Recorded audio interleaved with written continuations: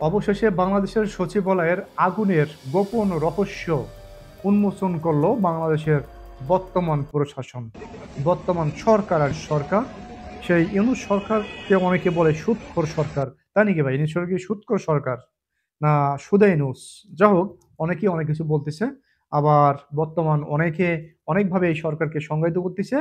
সে যেমন আরেকভাবে তারা সংজ্ঞায়িত করতেছে যে সাংবিধানিক ভিত্তিহীন, মানে সংবিধানে এই সরকারের কোনো ভিত্তি নাই। সংবিধান লঙ্ঘনকারী সরকার হচ্ছে বর্তমান সরকার, ফ্যাসিবাদ সরকার, ফ্যাসিবাদ দেশ বিরোধী, দেশদ্রোহী সরকার। অনেকে বলতেছে যে দেশদ্রোহী সরকার। এটা একদম সম্পূর্ণভাবে দেশের কোনো মঙ্গলতে আসবেই না, দেশের অমঙ্গল বয়ে আনছে এই সরকার।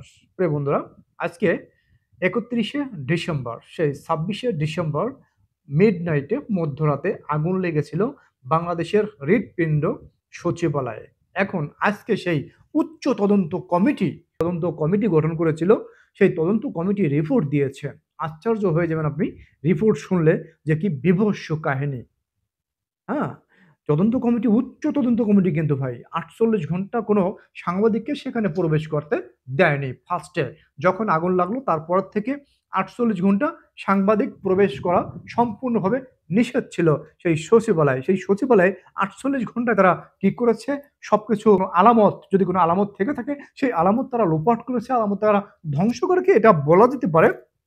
কিন্তু আপনাদের শুনতে হবে বা আপনারা মন্তব্য করবেন যে এটা নাকি হতে পারে, কোন জায়গায় এই ধরনের হতে পারে নাকি। তারা কি বলেছেন দেখেন আপনি, অনেক নিউজ চ্যানেলে এইভাবেই তারা লিখেছে যে নাশকতা নয়, এটা নাশকতা হয়নি, বৈদ্যুতিক লুজ কানেকশন থেকে সচিবালয় আগুন, তদন্ত প্রতিবেদন। আজকে তদন্ত প্রতিবেদন দিয়েছে যে কোনো নাশকতা নয়, বৈদ্যুতিক লুজ কানেকশন থেকে। হ্যাঁ, নাট লাগাই না, বিভিন্ন জায়গায় তোমরা নাট লাগাই, ওই নাটের লুজ কানেকশন থেকে নাকি সচিবালয়ে আগুন লেগেছে।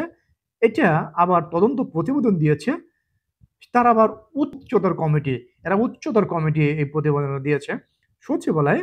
এটা ইন্ডিপেন্ডেন্ট নিউজ।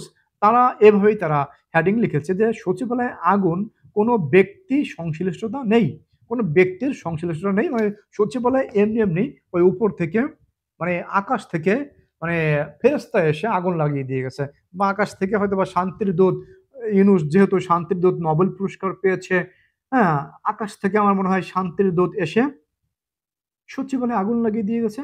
তার কোনো তো বিকল্প নাই। সমকাল হেডিং দিয়েছে সচিবালয়ে আগুন, লুজ কানেকশন থেকে উচ্চ পর্যায়ের তদন্ত কমিটি। এটা তারা আবার উচ্চ পর্যায়ের তদন্ত কমিটিটা এখানে উল্লেখ করেছে।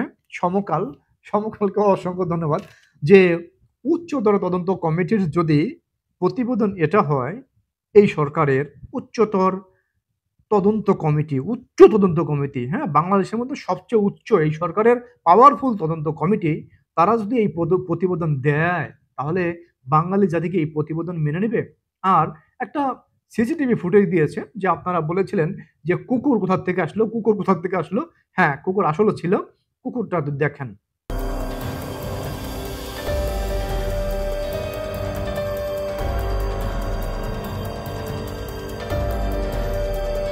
আশা করি কুকুরের রহস্য উন্মোচিত হইল।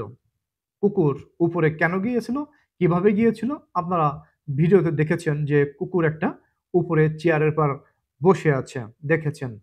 হুম, এটা হচ্ছে যে তদন্ত প্রতিবেদন, তদন্ত রিপোর্ট। এই রিপোর্ট বাঙালি জাতি, আমার মনে হয় বাংলাদেশের কানার ভাই বয়রা আছে না, একদম মানে কানা, তো কানা চোখেই দেখে না, বয়রা কানে শোনে না, কোনো কিছু কানে শোনে না, তারাও মনে হয় এই রিপোর্টটাকে ছুঁড়ে ফেলে দেবে।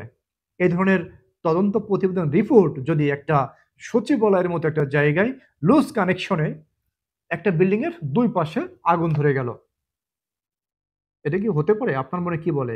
বৈদ্যুতিক লুজ কানেকশনের জন্য লুজ কানেকশন, এখানে একটা বিল্ডিং এর সেম সময় একটা বিল্ডিং এর দুই প্রান্তে আগুন লেগে যায়, তাও বাংলাদেশের সবচেয়ে সিকিউরিটি জোন এরিয়া, বাংলাদেশের সবচেয়ে সিকিউরিটি জোন এরিয়া, সেই সচিবালয় বাংলাদেশের হৃৎপিণ্ড বলা চলে, বাংলাদেশের প্রশাসনিক হৃৎপিণ্ড বলা চলে, যেখানে পাকিস্তান বাহিনীও হাত দিতে পারেনি। পাকিস্তান আমলেও সচিবালয়ে কোনো আগুন ধরে নেই। বিএনপির সময় কোনো লুজ কানেকশন ছিল না, জাতীয় পার্টির সময় কোনো লুজ কানেকশন ছিল না, আওয়ামী লীগের সময় তো লুজ কানেকশন থাকবে কি করে? আওয়ামী লীগের সময় তো লুজ কানেকশন ছিলই না।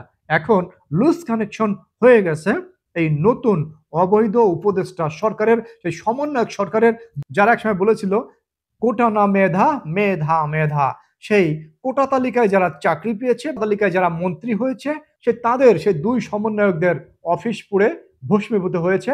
মানুষ দেখেছে, বাংলাদেশের মানুষ দেখেছে। বাংলা 31শে ডিসেম্বর সেই যে নাটক তারা সাজিয়েছিল, যে নাটক তারা মঞ্চস্থ করেছিল, আজকে সে নাটক চিচিং ফাঁক হয়ে গেছে। নাটকের সব তথ্য তারা বলে দিয়েছেন।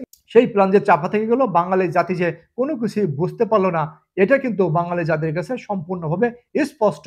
বাংলাদেশে বর্তমান যারা প্রশাসন আছে, ধিক্কার জানাই এই প্রশাসনদের। এই প্রশাসন বাংলাদেশের এই অবৈধ সমন্বয়কদের পা চাটবে, বা এই অবৈধ, অগণতান্ত্রিক, অযোগ্য, অথর্ব সরকারের পা চাটবে, বাঙালি মানুষ এটা ধারণা করতে পারে নাই কখনোই।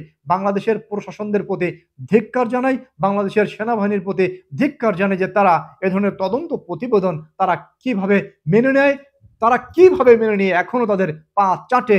বাংলাদেশের হৃৎপিণ্ড বলা চলে, সেই হৃৎপিণ্ডে আগুন ধরিয়ে দিয়ে কিভাবে তারা এখনো বুক ফুলিয়ে তারা বিভিন্ন জায়গায় সভা সমাবেশ করে, এটা আমার বুঝে আসে না। এই রিপোর্ট ভাই আমি মানি না। এই রিপোর্ট বাঙালি জাতি মানে না।